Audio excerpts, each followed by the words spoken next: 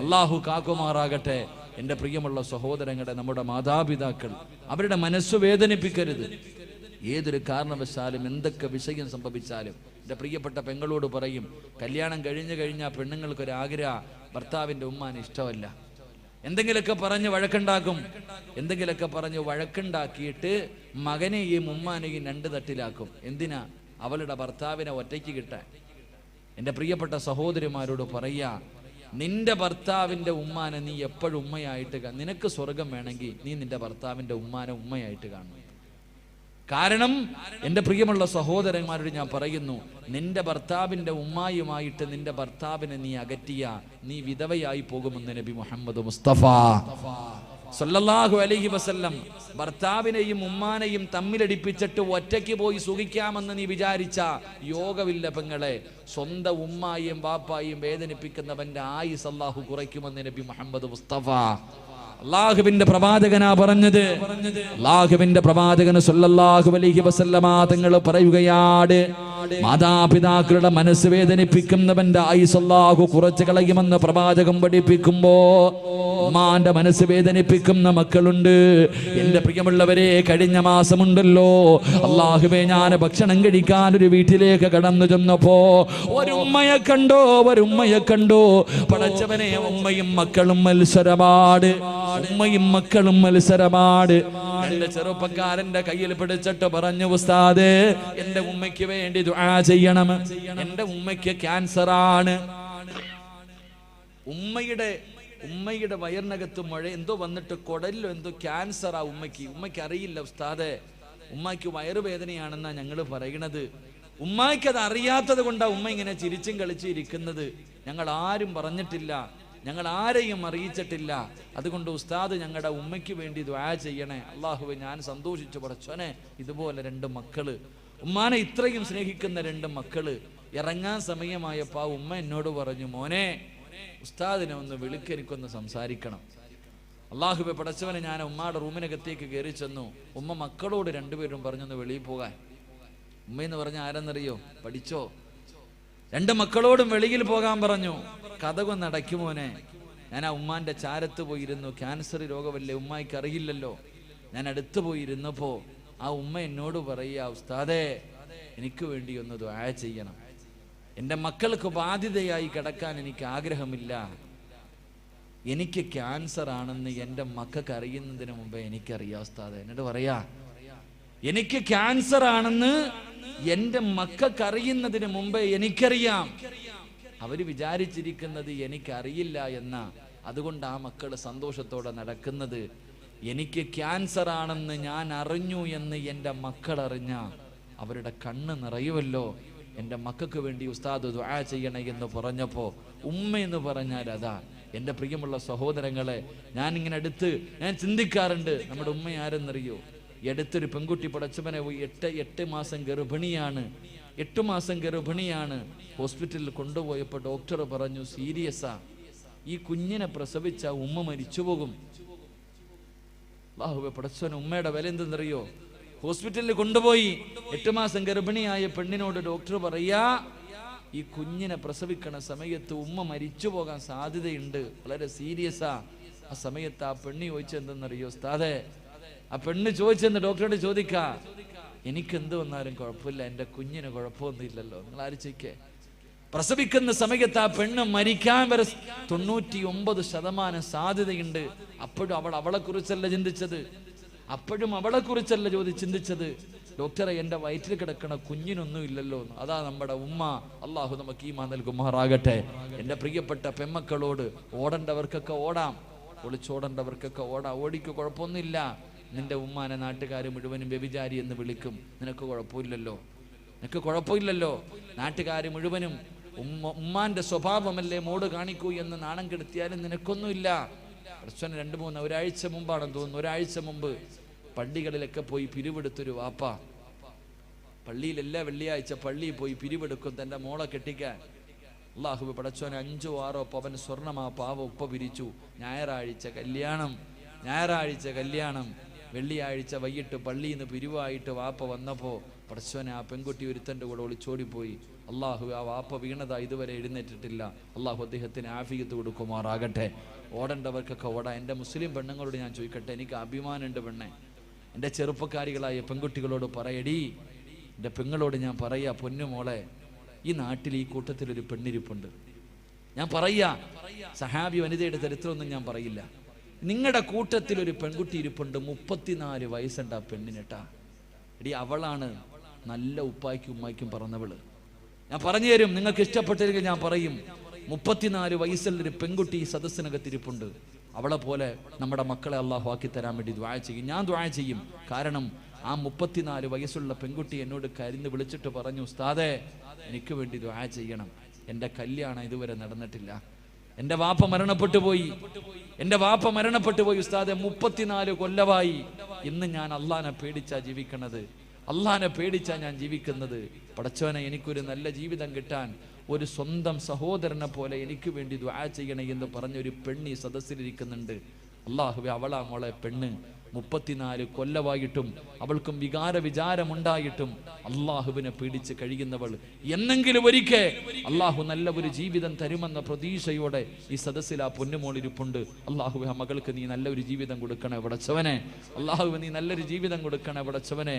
മുസ്ലിം പെണ്ണെന്ന് പറഞ്ഞാൽ അങ്ങനെ അല്ലാതെ തിന്നിട്ട് നിനക്ക് കൊഴുപ്പ് കൂടുമ്പോ, തിന്നിട്ട് എല്ലിനകത്ത് കൊഴുപ്പ് കൂറുമ്പോ, പടച്ചവനെ, പടച്ച റബ്ബിന്റെ ദീനിനെ ചവിട്ടി തേച്ചിട്ട് സ്വന്തം ഉപ്പാനെ ഉമ്മാനെയും സമൂഹത്തിന്റെ മുന്നിൽ നാണം കെടുത്തിയിട്ട് പോയാ നിന്നെ അള്ളാഹു വെറുതെ വിടത്തില്ല. അള്ളാഹു നമുക്ക് ഈമാൻ നൽകി അനുഗ്രഹിക്കുമാറാകട്ടെ.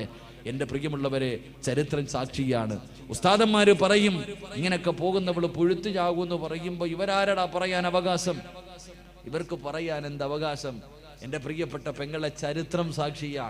ഉമ്മയുടെ മനസ്സ് വേദനിപ്പിച്ചാൽ എന്റെ പ്രിയമുള്ള സഹോദരിമാരോട്, ലാഹുവേ, ഈ സദസ്സിലിരിക്കുന്ന ഏതെങ്കിലും ഒരു പെൺകുട്ടി, ലാഹുവേ, ഉപ്പയും ഉമ്മയുടെയും മനസ്സ് വേദനിപ്പിക്കുന്ന ഏതെങ്കിലും ഒരു പൊന്നുമോളോ മോനോ ഈ സദസ്സിലുണ്ടെങ്കിൽ ഈ ദുനിയാവിൽ വെച്ച് നിനക്ക് കിട്ടും പെണ്ണ്. ഈ ദുനിയാവിൽ വെച്ച് തന്നെ അള്ളാഹു നിനക്ക് ശിക്ഷ തരും പെണ്ണ്. എന്റെ പ്രിയമുള്ള സഹോദരാ, ഫദൽ എന്ന് പറയുന്ന ഒരു ചെറുപ്പക്കാരന്റെ ചരിത്രം കാണാ. ഫദൽ എന്ന് പറയുന്ന ഒരു ചെറുപ്പക്കാരനുണ്ട്. അല്ലാഹുവേ, പടച്ചവനെ, ഉമ്മ മാത്രമേ ഉള്ളൂ. ഫദൽ എന്ന് പറയുന്ന ചെറുപ്പക്കാരൻ ഒരു ദിവസം കൂട്ടുകാര് മുഴുവനും പറഞ്ഞു, ഫദലേ, ഞങ്ങളെല്ലാവരും മക്കയിൽ പോകുകയാ, ഞങ്ങളെല്ലാവരും കഅബ കാണാ പോവുകയാ. ഫദലേ, നീ കൂടെ ഞങ്ങളുടെ കൂടെ വരുന്നു. ഫദൽ എന്ന് പറയുന്ന ചെറുപ്പക്കാരൻ പറഞ്ഞു, ഞാൻ എൻ്റെ ഉമ്മയോട് ചോദിക്കട്ടെ. ഫദൽ എന്ന് പറയുന്ന ചെറുപ്പക്കാരൻ വീട്ടിൽ ചെന്നിട്ട് തന്റെ ഉമ്മയോട് ചോദിച്ചു, ഉമ്മ, അല്ലാഹുവിന്റെ കഅബ കാണണമെന്ന് വല്ലാത്ത ആഗ്രഹമോ. എന്റെ കൂട്ടുകാർ മുഴുവനും കഅബ കാണാ പോവുകയാണ്, ഞാനും കൂടെ പോകട്ടെ ഉമ്മ, ഞാനും കൂടെ പോകട്ടെ ഉമ്മ. ഉമ്മ പറഞ്ഞു, മോനെ ഫദിലേ, നീ പോയാൽ എനിക്ക് ആരാണടാ ഉള്ളത്? എനിക്ക് ഭക്ഷണം തരാ, എന്റെ കാര്യങ്ങൾ നോക്കാൻ ആരുമില്ലല്ലോ. എന്റെ പൊന്നുമോര് പോകണ്ട എന്ന് ഫദൽ എന്ന് പറയുന്ന മകനോട് പറയുമ്പോ കൂട്ടുകാരുടെ മുന്നിൽ ചെന്നിട്ട് പറഞ്ഞു, എന്റെ ഉമ്മ എനിക്ക് അനുവാദം തന്നില്ല. കൂട്ടുകാർ മുഴുവനും കളിയാക്കുകയാണ്. അല്ലാഹുവിന്റെ കഅബ കാണാൻ പോലും നിന്റെ ഉമ്മ നിനക്ക് അനുവാദം തരുന്നില്ലല്ലോ. കൂട്ടുകാർ മുഴുവനും കളിയാക്കിയിട്ട് അവിടെ നിന്ന് നടന്നു പോവുകയാണ്. ഫദൽ എന്ന് പറയുന്ന ചെറുപ്പക്കാരൻ തന്റെ വീട്ടിലേക്ക് കടന്നു വന്നു. പിന്നെയും ഉമ്മയോട് ചോദിച്ചു, ഉമ്മ, അല്ലാഹുവിന്റെ കഅബ കാണാ പോകട്ടെ? ഉമ്മ പറഞ്ഞു, വേണ്ട മോര്. ഫദൽ എന്ന് പറയുന്ന ചെറുപ്പക്കാരന് വല്ലാത്ത ദേഷ്യം തോന്നി. അവസാനം ഉമ്മയുടെ അനുവാദം ചോദിച്ചില്ല. കഅബയിലേക്കല്ലേ പോകുന്നത്, അല്ലാഹുവിന്റെ ഭവനത്തിലേക്കല്ലേ പോകുന്നത്. ഫദൽ എന്ന് പറയുന്ന ചെറുപ്പക്കാരന് തന്റെ ഉമ്മയുടെ അനുവാദം ചോദിക്കാതെ വീട് വിട്ടിറങ്ങുകയാ. മക്കയിലേക്ക് കഅബ കാണാ പോവുകയാ. ഇങ്ങനെ പോകുമ്പോ മനസ്സിനകത്തൊരു സമാധാനമില്ല. കൂട്ടുകാരുടെ കൂടെ എത്താനും കഴിയുന്നില്ല. ഉമ്മയുടെ പൊരുത്തമില്ലാതാണ് ഇറങ്ങി വന്നത്. മനസമാധാനം കിട്ടാതെ വന്നപ്പോ അവിടെ നിന്ന് ചിന്തിച്ചു, അല്ലാ, ഒന്ന് 2 റക്അത്ത് നിസ്കരിക്കാമല്ലോ പടച്ചവനെ. പടച്ചവര്. നിസ്കരിച്ച മനസമാധാനം കിട്ടുമല്ലോ. ഫദ്ലെന്ന് പറയുന്ന ചെറുപ്പക്കാരന് ഒളിവെടുത്തിട്ട് പള്ളിക്കകത്ത് കയറിയിട്ട് 2 റക്അത്ത് നിസ്കരിക്കുകയോ. നിസ്കാരം കഴിഞ്ഞിട്ട് വെളിയിലേക്ക് ഇറങ്ങുമ്പോ നാട്ടുകാർ മുഴുവനും പള്ളിയിലേക്ക് ഓടി വരികയാണ്. കാരണം എന്തെന്നറിയുമോ? ആ നാട്ടിൽ വലിയ ഒരു മോഷണം നടന്നു. കള്ളനോടിയത് പള്ളിയുടെ ഭാഗത്തേക്കാട്. ഫദ്ലെന്ന് പറയുന്ന ചെറുപ്പക്കാരനാണ് കള്ളനെന്ന് കരുതിയിട്ട് നാട്ടുകാർ മുഴുവനും തല്ലുകയോ, കൈകാല് കെട്ടുകയാണ്. എന്നിട്ട് എന്തേ ചെയ്തതെന്നറിയുമോ? ഇവന് ഒരിക്കലും മോഷ്ടിക്കാൻ പാടില്ല. ഒരിക്കലും ഇവന് മോഷ്ടിക്കാൻ പാടില്ല. 2 കൈയും വെട്ടിമുറിക്കുകയാ, 2 കാലും വെട്ടിമുറിക്കുകയാ, 2 കണ്ണും ചൂടുന്നെടുക്കുകയോ. ഇവന് ഒരിക്കലും ഇനി മോഷണം നടത്താൻ പാടില്ല. അവന്റെ കണ്ണ് ചൂടുന്നെടുത്തു, കൈകാലുകളെ വെട്ടിമുറിച്ചു. എന്നിട്ടൊരു കമ്പിന്റെ മുകളിൽ കെട്ടിയിട്ട് ഇങ്ങനെ കൊണ്ടുപോകുമ്പോ ജനങ്ങൾ വിളിച്ചു കള്ളാ.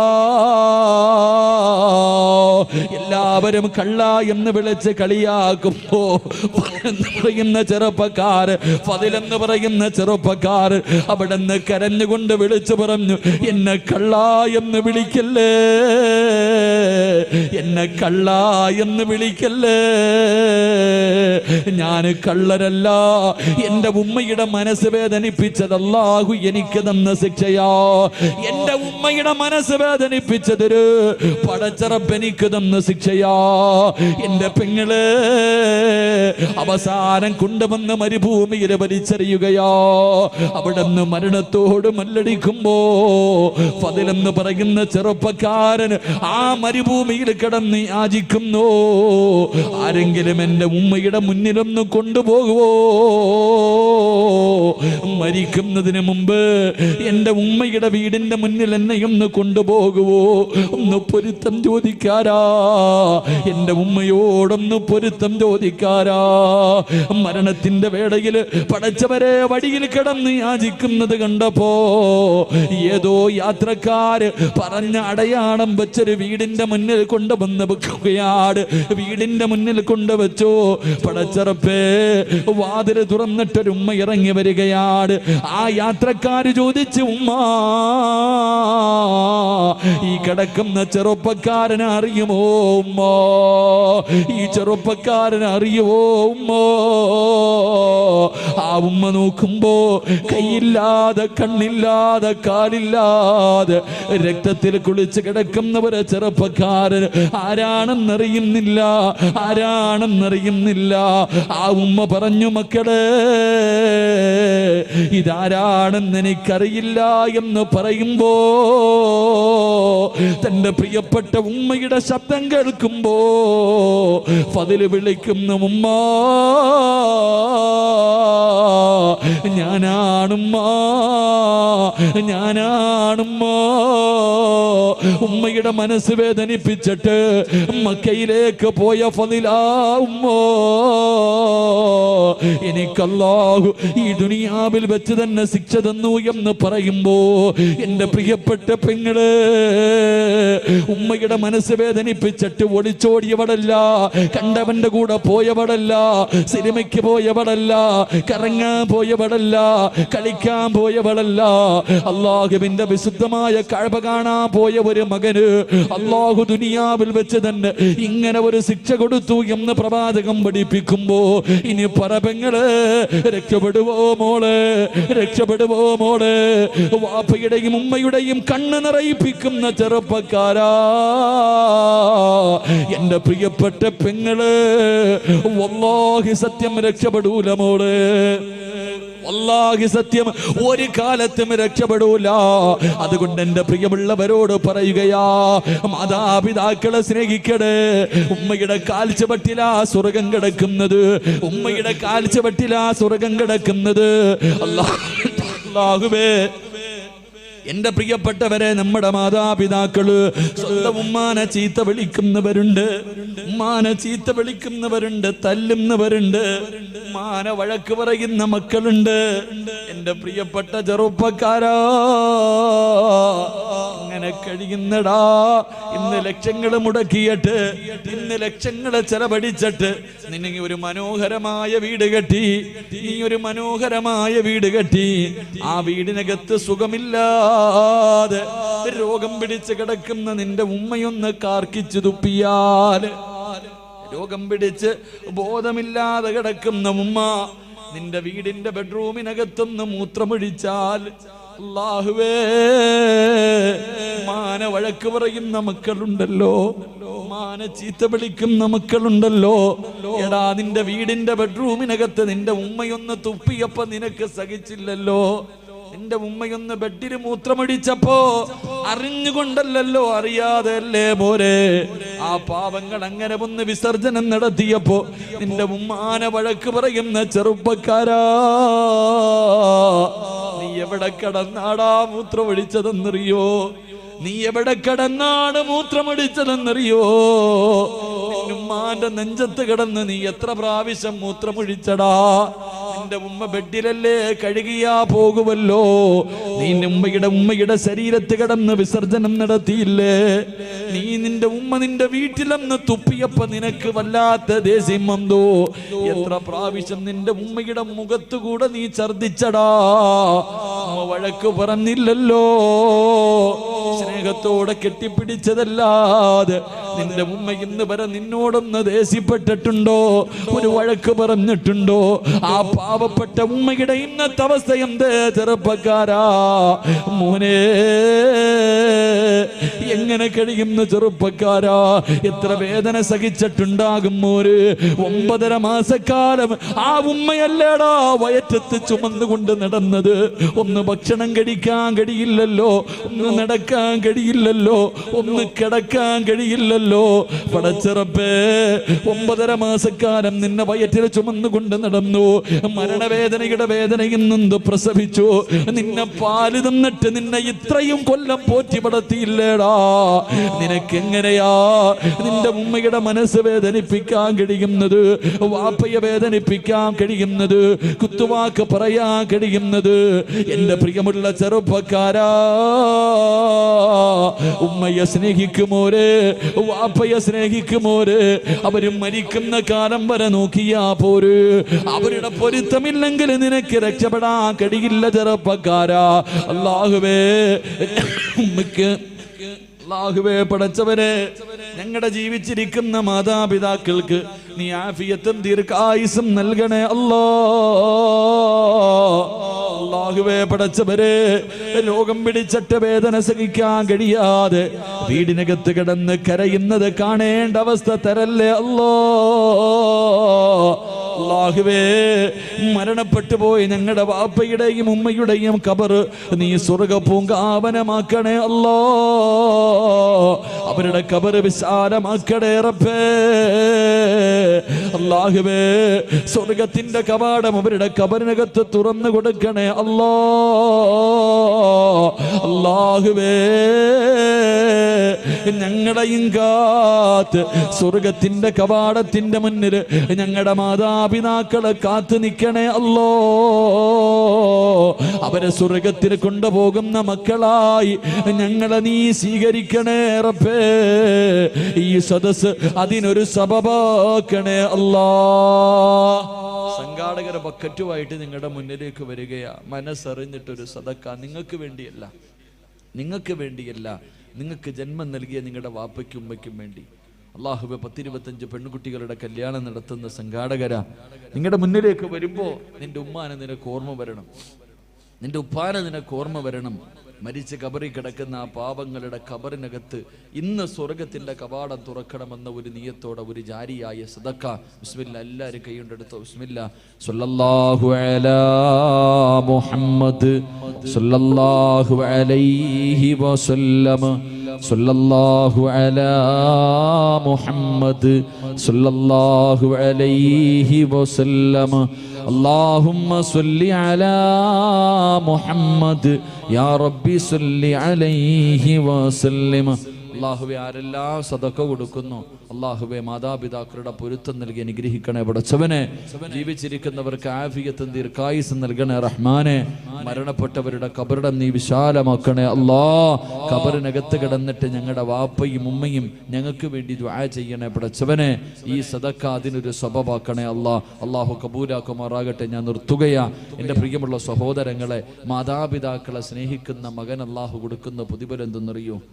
വാപ്പയെയും ഉമ്മയെയും സ്നേഹിക്കുന്ന മക്കൾക്ക് അള്ളാഹു കൊടുക്കുന്ന പ്രതിഫലം മഹാനായ നബി മുഹമ്മദ് മുസ്തഫ സല്ലല്ലാഹു അലൈഹി വസല്ലമ തങ്ങൾ അള്ളാഹുവിൻ്റെ പ്രവാചകന് സ്വർഗത്തിലൂടെ കടന്നു പോകുമ്പോൾ, അള്ളാഹുവിൻ്റെ പ്രവാചകൻ സല്ലല്ലാഹു അലൈഹി വസല്ലമ തങ്ങൾ സ്വർഗത്തിലൂടെ കടന്നു പോകുമ്പോൾ ഒരു സ്വഹാബി സ്വർഗത്തിന്റെ മധ്യഭാഗത്തൊരു കൊട്ടാരത്തിനകത്തിരുന്ന് ഖുർആൻ ഓതുകയാണ്. കൊട്ടാരത്തിന്റെ മധ്യഭാഗത്ത് ഉയരമുള്ള ഒരു സ്ഥലത്തിരുന്നിട്ടൊരു സഹാബി ഇങ്ങനെ ഖുർആൻ ഓതുന്നു. എല്ലാവരും ആ ഖുർആൻ ഓതുന്നത് ഇങ്ങനെ കേട്ടുകൊണ്ടിരിക്കുക. അള്ളാഹുവിന്റെ പ്രവാചകൻ സല്ലല്ലാഹു അലൈഹി വസല്ലമ തങ്ങൾ ചോദിച്ചു, ആരാ ഈ സ്വർഗത്തിലിരുന്ന് ഖുർആൻ ഓതുന്ന ഈ ചെറുപ്പക്കാരൻ ആരാ? അവിടെ നിന്ന് പറഞ്ഞു കൊടുത്തു മഹാനായി നബി സല്ലല്ലാഹു അലൈഹി വസല്ലമ തങ്ങൾ. ആയിഷാ ബീബി റളിയല്ലാഹു തആല അൻഹയോട് ചരിത്രം പറഞ്ഞു കൊടുക്കുമ്പോൾ ആയിഷാ ബീബി റളിയല്ലാഹു തആല അൻഹ ചോദിച്ചു, ആരാ നബിയേ സ്വർഗത്തിലിരുന്ന് ഖുർആൻ ഓതുന്ന ചെറുപ്പക്കാരൻ ആടാ? അവിടെ നിന്ന് പറഞ്ഞു, ഹാരിസ് ഇബ്നു നുഅ്മാൻ റളിയല്ലാഹു തആല അൻഹു. ഹാരിസ് ഇബ്നു നുഅ്മാൻ എന്ന് പറയുന്ന ചെറുപ്പക്കാരനാ. ഈ പ്രതിഫലം കിട്ടാനുള്ള കാരണം തൻ്റെ ഉമ്മയെ സ്നേഹിച്ചതിനുള്ള പ്രതിഫലമാണെന്ന് നബി മുഹമ്മദ് മുസ്തഫ സല്ലല്ലാഹു. സ്വർഗത്തിലിരുന്ന് ഖുർആൻ ഓതാൻ പറ്റുന്ന സ്വർഗത്തിലെ ഉയർന്ന പദവി അള്ളാഹു നൽകും. അള്ളാഹു നൽകി അനുഗ്രഹിക്കുമാറാകട്ടെ. അതുകൊണ്ട് എൻ്റെ പ്രിയപ്പെട്ട സഹോദരങ്ങളോട് സഹോദരിമാരോട് നമ്മുടെ ഉമ്മാനെയും ഉപ്പാനെയും ഒരു കാലത്തും അവരുടെ മനസ്സ് വേദനിപ്പിക്കരുത്. അവരുടെ കണ്ണ് നിറയുന്ന ഒന്നും ചെയ്യാൻ പാടില്ല. അവർ നമ്മളെ എന്തൊക്കെ ചെയ്താലും എത്ര തല്ലിയാലും. ചില ചെറുപ്പക്കാർ ചോദിക്കും, ഉമ്മയുടെ സ്വഭാവം വളരെ മോശമാ ഉസ്താദെ, എന്ത് ചെയ്യാനാ? എന്ത് ചെയ്താലും നമ്മുടെ ഉമ്മ തന്നെയാണ്. ഉമ്മയ്ക്ക് പകരം വെക്കാൻ ഒന്നും കഴിയില്ല. അള്ളാഹു നമ്മുടെ ഉമ്മയ്ക്ക് ദീർഘായുസ് നൽകി അനുഗ്രഹിക്കുമാറാകട്ടെ. നമ്മുടെ ഉമ്മയ്ക്ക് എല്ലാവർക്കും ഉമ്മയോട് വല്ലാത്ത സ്നേഹമാണ്. എൻ്റെ പ്രിയപ്പെട്ട സഹോദരിമാരോട്, എൻ്റെ പ്രിയപ്പെട്ട സഹോദരങ്ങളോട്, എൻ്റെ പ്രിയപ്പെട്ട കൊച്ചുമക്കളോട്, എൻ്റെ പ്രിയപ്പെട്ട ഉമ്മമാരോട് പറയുക, നിങ്ങളുടെ മക്കൾ വഴിപിടയ്ക്കാനുള്ള കാരണം നിങ്ങൾ തന്നെയാണ്. നിങ്ങളുടെ അടുത്ത് ഞാൻ വയലിന് വന്നപ്പോൾ ഒരു കുട്ടിയെ വളർത്താനുള്ള വഴികൾ മുഴുവനും ഞാൻ പറഞ്ഞു തന്നു. അവിടെ നിന്ന് 10 മണിക്ക് വയൽ അവസാനിപ്പിക്കേണ്ടി വന്നു. എങ്ങനെ ആദ്യം ദുആ ചെയ്യണം, നല്ല പെണ്ണിൻ്റെ വയറ്റിലെ നല്ല മക്കൾ പിറക്കൂ. വിവാഹത്തിന് മുമ്പുള്ള കുറേ കാര്യങ്ങൾ പറഞ്ഞു. പ്രസവം വരെ ഞാൻ പറഞ്ഞിട്ടാണ് നിർത്തിയത്. പക്ഷെ ഒരു കാര്യം പറയാനുള്ള സമയം അവിടെ കിട്ടിയില്ല. എൻ്റെ പ്രിയമുള്ള സഹോദരങ്ങളെ, ഈ അടുത്തുള്ള കാര്യങ്ങൾ നിങ്ങൾ ചിന്തിച്ച് നോക്ക്. 9ാം ക്ലാസ്സിൽ പഠിക്കുന്ന ഒരു പെൺകുട്ടി, 9ാം ക്ലാസ്സിൽ പഠിക്കുന്ന ഒരു പെൺകുട്ടി ബാത്റൂമിനകത്ത് രാവിലെ സ്കൂളിൽ പോകുന്നതിന് മുമ്പ് ബാത്റൂമിനകത്ത് കയറിയിട്ട് വാതിൽ തുറക്കണില്ല. കുറേ സമയമായി വാതിൽ തുറക്കണില്ല. ഉമ്മ സംശയം തോന്നിയിട്ട് ചെന്ന് നോക്കുമ്പോൾ പടച്ചവനെ സെൽഫി എടുക്കുക. ബാത്റൂമിനകത്ത് നിന്നിട്ട് നല്ല ശബ്ദം കേൾക്കുന്നു. വാതിൽ ഉമ്മ ചവിട്ടി തുറന്നു. തെള്ളി തുറന്നകത്തേക്ക് കയറിയപ്പോൾ 9ാം ക്ലാസ്സിൽ പഠിക്കുന്ന മകള് ശരീരത്തിൽ ഒരു നൂൽ ബന്ധം പോലും ഇല്ലാതെ സെൽഫി എടുത്തുകൊണ്ടിരിക്കുക. സ്വന്തം ചിത്രം, സ്വന്തം ഫോട്ടോ ഇങ്ങനെ മൊബൈലിൽ പകർത്തുന്നു. ഉമ്മ തൻ്റെ പൊന്നുമോളെ ഒരുപാട് തല്ലി. അവസാനം ഉമ്മയ്ക്ക് സങ്കടം വന്നു. മകളോട് ചോദിച്ചു, ആർക്ക് വേണ്ടിയാ മോളെ നീ ഈ ഫോട്ടോ എടുത്തത്? ആ സമയത്ത് 9ാം ക്ലാസ്സിൽ പഠിക്കുന്ന മകള് പറഞ്ഞു കൊടുത്തൊരു മറുപടിയുണ്ട്. എൻ്റെ ക്ലാസ്സിൽ 33 കുട്ടികൾ പഠിക്കുന്നുണ്ട്. ആ 33 പെൺകുട്ടികളിൽ 26 പേരും അവരുടെ നഗ്നചിത്രം എടുത്തുകൊണ്ടുവന്ന് കൂട്ടുകാരെ മുഴുവനും കാണിച്ചു. ഇന്ന് കൊണ്ടുപോകേണ്ടത് ഞാനാ. എൻ്റെ കൂട്ടുകാരെ കാണിക്കാൻ വേണ്ടിയാണ് ഞാനിതെടുത്തത് എന്ന് ആ പൊന്നുമോള് പറയുമ്പോൾ, എൻ്റെ പ്രിയമുള്ളവരെ, ഇന്നത്തെ മക്കളുടെ അവസ്ഥ എവിടെ എത്തി നിൽക്കുന്നു? കാസർഗോഡ് ജില്ലയിൽ 31 വയസ്സുള്ളൊരു സഹോദരി പെട്ടെന്ന് ഗർഭിണിയായി. ഭർത്താവ് ഗൾഫിൽ പോയിട്ട് 1.5 കൊല്ലമായി. എങ്ങനെയാണ് ഗർഭിണിയായതെന്നറിയില്ല. ഭർത്താവ് ഗൾഫിൽ പോയി ആകെ വിഷയമായി. അവസാനം ആ പെണ്ണ് അള്ളാഹുവിൻ്റെ ഖുർആൻ എടുത്ത് സത്യം ചെയ്തിട്ട് പറഞ്ഞു, എൻ്റെ ഭർത്താവല്ലാതെ എൻ്റെ ശരീരത്തിൽ ആരും തൊട്ടിട്ടില്ല. എൻ്റെ ഭർത്താവല്ലാതെ ഒരാളും എൻ്റെ ശരീരത്ത് തൊട്ടിട്ടില്ല. പിന്നെ എങ്ങനെ ഗർഭിണിയായി? കിടന്നുറങ്ങുമ്പോൾ നല്ലതുപോലെ സൂക്ഷിക്കാനാണ് നിനക്കിത് പറയണേ. ഇന്ന് മുതൽ കിടന്നുറങ്ങുമ്പോൾ നീ നല്ലതുപോലെ ആലോചിക്കണം. വീട്ടിലെ മക്കളുണ്ടെങ്കിൽ സൂക്ഷിക്കണം. ഈ ഉമ്മ അള്ളാഹുവെ എങ്ങനെ ഗർഭിണിയായി എന്നറിയില്ല. +1 പഠിക്കുന്നൊരു മകനുണ്ട്. 10ലോ +1ലോ പഠിക്കുന്നൊരു മകൻ. ഈ മകന്റെ സ്വഭാവത്തിലൊരു മാറ്റം കണ്ടപ്പോൾ ആരോ കൊണ്ടുപോയി ഒരു കൗൺസിലിംഗ് നടത്തിയപ്പോൾ ആ മകൻ പറഞ്ഞു, എൻ്റെ ഉമ്മയുടെ വയറ്റിൽ കിടക്കണ കുഞ്ഞിൻ്റെ തന്ത ഞാനാണെന്ന്. അള്ളാഹു നമ്മളെ കാക്കുമാറാകട്ടെ. സ്വന്തം ഉമ്മയ്ക്ക് മയക്കുമരുന്ന് കൊടുത്തിട്ട് ഈ മകനാണ് ഈ പണി ഒപ്പിച്ചതെങ്കിൽ എൻ്റെ പ്രിയമുള്ള സഹോദരങ്ങളെ, എന്തുകൊണ്ടാണ് നമ്മുടെ മക്കൾ ഇങ്ങനെ ആകുന്നത്? എല്ലാ വാപ്പമാർക്കും പരാതിയാ, ഉസ്താദെ ഞാൻ പറഞ്ഞ അനുസരിക്കില്ല, മുടിവെട്ടുന്നില്ല, അവൻ നിസ്കരിക്കുന്നില്ല, ഖുർആൻ ഓതുന്നില്ല, എത്ര നല്ല കാര്യം പറഞ്ഞാലും ചെയ്യണില്ല, അവൻ എന്നെ ചീത്ത വിളിക്കുന്നു, എന്നെ ബഹുമാനിക്കുന്നില്ല, പരാതി പറയുന്നല്ലോ. എന്തേ അതിൻ്റെ കാരണമെന്നറിയൂ?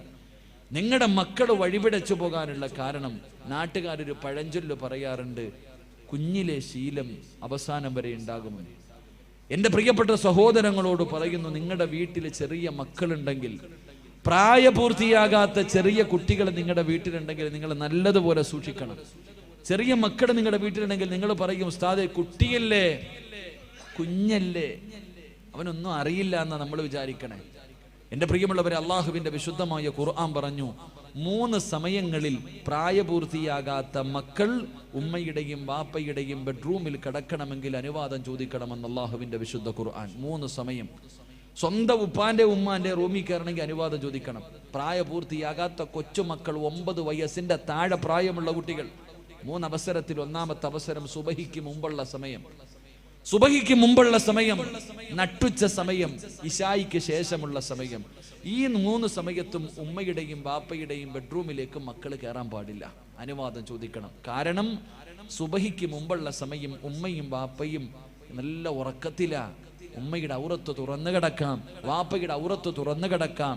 ചെറിയ കുട്ടി ഓടി ചെല്ലുമ്പോൾ ഉമ്മയുടെ ഔറത്ത് കണ്ട ആ മകന്റെ മനസ്സിന്റെ ഉള്ളിൽ അത് പതിയും, അവൻ തലതിരിഞ്ഞു പോകാൻ അത് കാരണമാകും. സ്വന്തം വാപ്പയുടെ ഔറത്ത് 8 വയസ്സുള്ള മകള് കണ്ടാൽ, 7 വയസ്സുള്ള മകള് കണ്ടാൽ അവരുടെ മനസ്സിന്റെ ഉള്ളിലേക്ക് അതിന് ചിന്ത, ഭാവിയിൽ അത് ബാധിക്കാൻ സാധ്യതയുണ്ട്.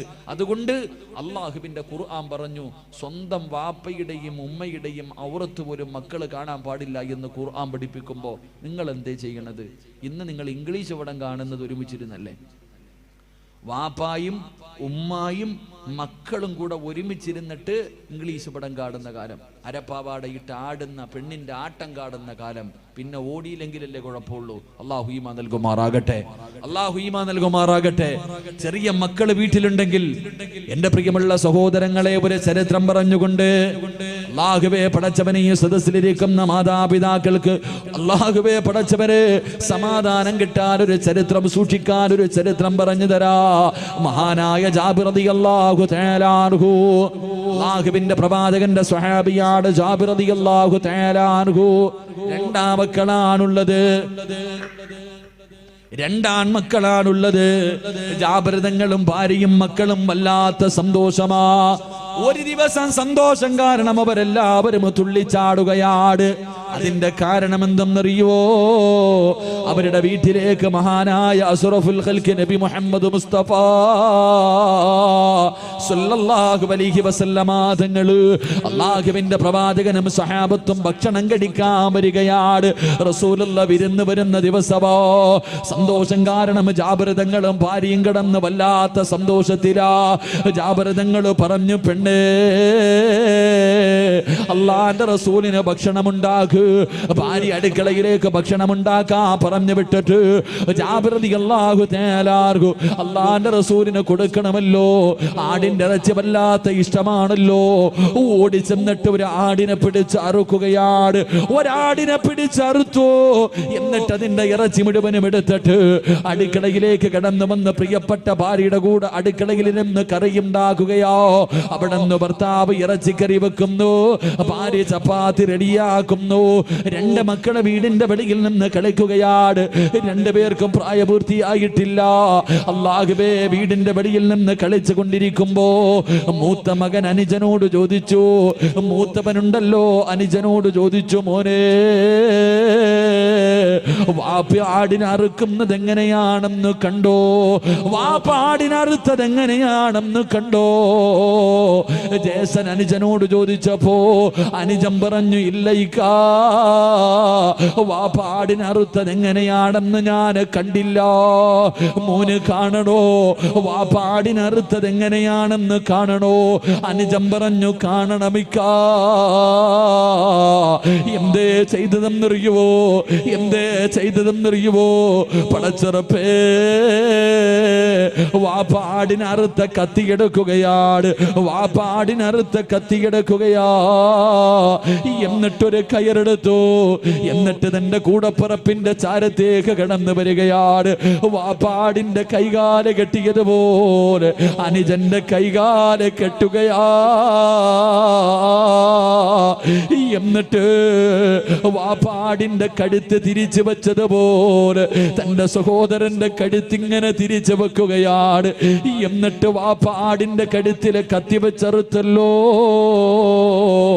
ആ കത്തി എടുത്തിട്ട് തന്റെ പൊന്നാര അനുജന്റെ കഴുത്തിൽ വെച്ചിട്ടറുക്കുകയാ.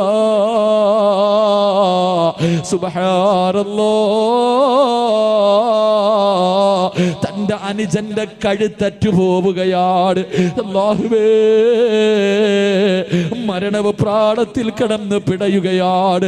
തന്റെ പൊന്നാര അനുജനുണ്ടല്ലോ, അല്ലാഹുവേ, മരണത്തോട് മല്ലടിക്കുന്നത് കണ്ടപ്പോ, അവിടെ കിടന്ന് കൈകാലുകൾ ഇട്ടടിക്കുന്നത് കണ്ടപ്പോ കയ്യിലിരുന്ന കത്തിയെടുത്ത് വലിച്ചെറിഞ്ഞിട്ട് ഈ പൊന്നുമോനോടുകയാ. അല്ലാഹുവേ, തന്റെ പൊന്നാര അനുജന് പിടഞ്ഞു പിടഞ്ഞു മരിക്കുന്നത് കണ്ടപ്പോ പേടിച്ച് ഈ പൊന്നുമോനോടുകയാണ്. അല്ലാഹുവേ, ഉയരമുള്ള സ്ഥലത്തേക്ക് ഓടിക്കേറുകയാ. ഉയരമുള്ള സ്ഥലത്തേക്ക് ഓടിക്കേറുമ്പോ അവന്റെ കാല് തെറ്റിയിട്ട് താഴെ വീഴുകയാ. വീഴുന്ന അവസരത്തില് ആ പൊന്നുമകന്റെ തലപൊരു കല്ലിലടിച്ചിട്ട് അവന്റെ തല പൊട്ടിയിട്ട് തലച്ചോറ് തിറയ്ക്കുകയാണ്. അവന്റെ തലച്ചോറ് തെറിക്കുകയാ. അവിടെ കിടന്നിട്ടൊന്ന് കരയാ, ഒന്ന് വിളിക്കാൻ പോലെ കഴിഞ്ഞില്ല. ആ പൊന്നുമോന്റെ തല പൊട്ടിയിട്ട് അവിടെ കിടന്ന് രക്തമൊലിച്ചവനും മരണപ്പെടുകയാ. രണ്ട് മക്കള് വീടിന്റെ വെളിയിൽ മരിച്ചു കിടക്കുന്നു. ഭാര്യയും ഭർത്താവും ഒന്നും അറിയാതെ അടുക്കളയിൽ നിന്ന് ഭക്ഷണം വെക്കുകയാണ്. അവസാനം നെയ്തീർന്നു പോയി. ജാബിർ ഭാര്യയുണ്ടല്ലോ,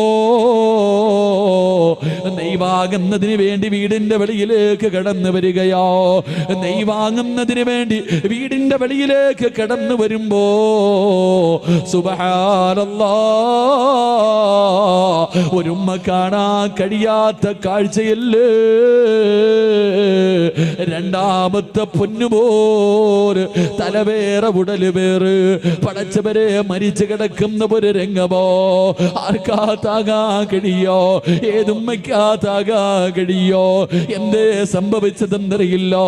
തന്റെ പൊന്നാര മകന്റെ മയ്യത്തിന്റെ മുന്നിലിരുന്നിട്ട് പ്രിയപ്പെട്ട ഭാര്യ കരയുകയാ. അവൾ ഈമാനുള്ളവളാ. അല്ലാഹുവേ, അവിടെ ഇരുന്ന് ചിന്തിച്ചുറപ്പേ, എന്റെ ഭർത്താവിനോട് പറയാ പാടില്ലല്ലോ, എന്റെ ഭർത്താവ് ഇതറിയാ പാടില്ലോ, എന്റെ മകൻ മരിച്ചത് ഭർത്താവ് അറിയാ പാടില്ല.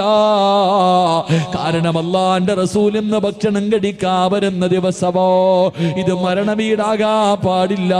റസൂലുള്ള പോയതിനു ശേഷമേ എന്റെ ഭർത്താവ് ഇതറിയാ പാടുള്ളൂ. പടച്ചറപ്പേ, തന്റെ പൊന്നുമോന്റെ മയ്യത്തെടുത്തിട്ട് മാറ്റിക്കിടത്തുകയാണ്. ഒരു തുണിയെടുത്ത് പുതച്ചു.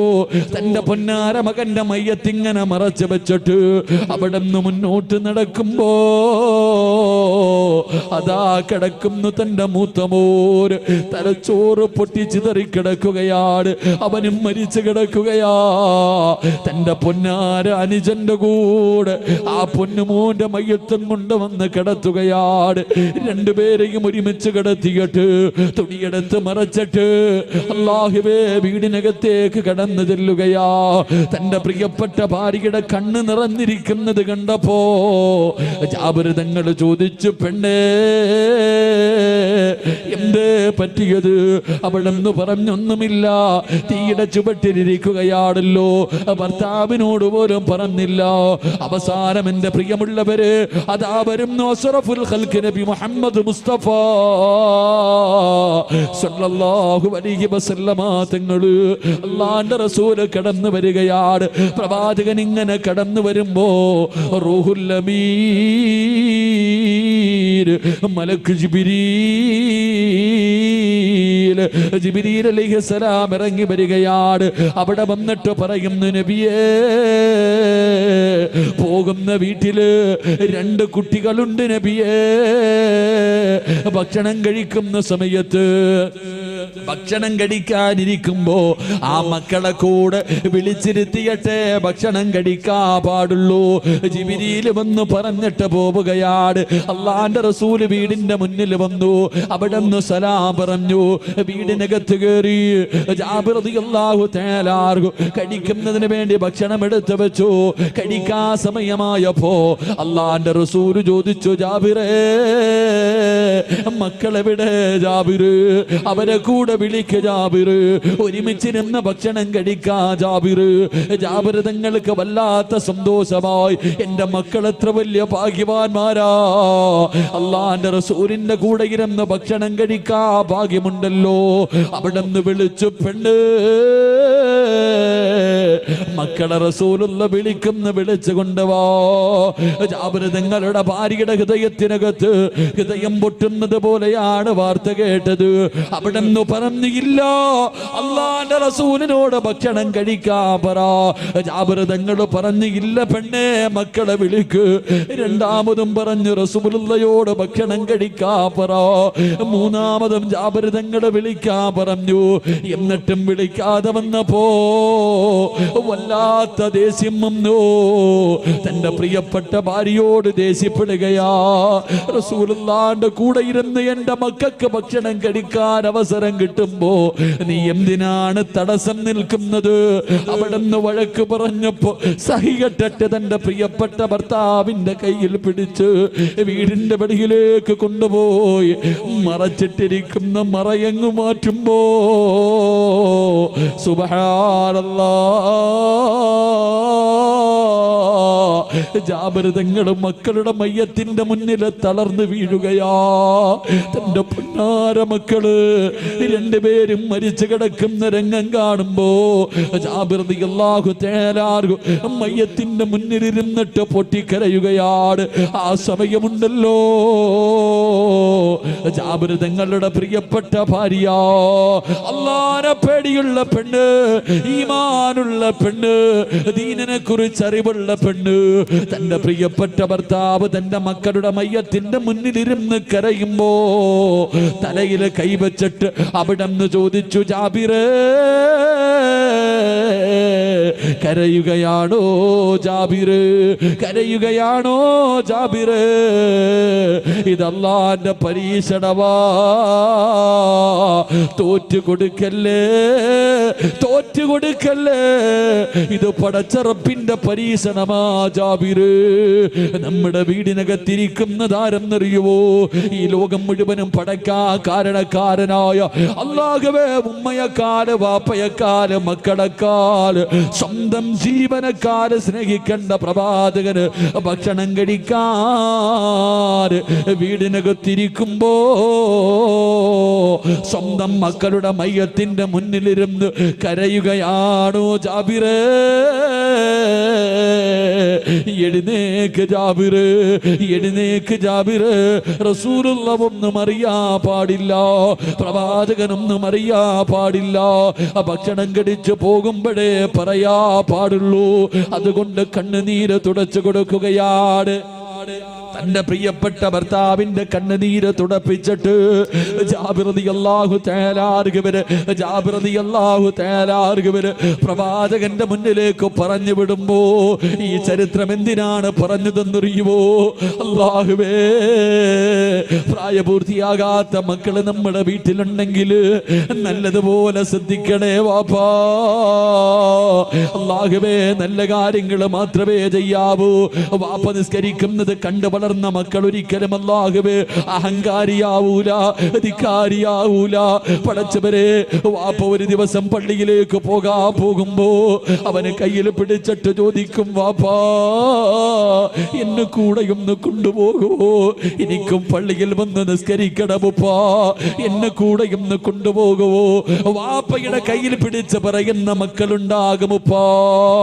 എന്റെ പ്രിയപ്പെട്ട പെങ്ങളെ, എന്റെ പ്രിയപ്പെട്ട പെങ്ങളെ, നീ നിസ്കരിച്ച് ഖുർആൻ ഓതുന്നത് കണ്ടു വളർന്ന മക്കള്, അവള് നിന്റെ കൂടെ ഇരിക്കുമ്പോള് അവളും ഖുർആൻ ഓതും, അവളും നിസ്കരിക്കും, അവളും നല്ല കാര്യം ചെയ്യും. പടച്ചവര് ഏതെങ്കിലും ഒരു ചെറുപ്പക്കാരൻ വന്ന് വിളിക്കുമ്പോ അവള് പറയുമടാ ചെറുപ്പക്കാരാ,